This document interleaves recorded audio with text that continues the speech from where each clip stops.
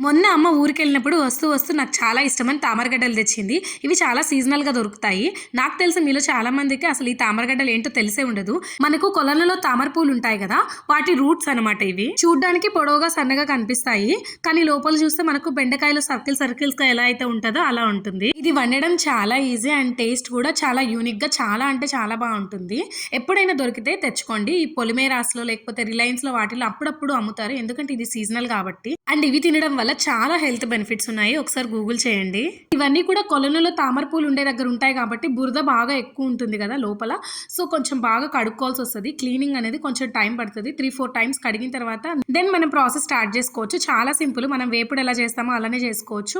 కొంచెం నీళ్లు, ఉప్పు, పసుపు వేసి ఒక 2 విజిల్స్ రానిచ్చామంటే పర్ఫెక్ట్‌గా ఉడికిపోతాయి. దెన్ ఆయిల్‌లో కొద్దిగా జీలకర్ర వేసుకొని తాలింపులాగా వేగించుకొని తెల్లగడ్డ మిరప్పొడి జల్లుకొని తిన్నామంటే నెక్స్ట్ లెవెల్‌లో ఉంటుంది. ఎప్పుడైనా దొరికితే ట్రై చేయండి. Thank you for watching.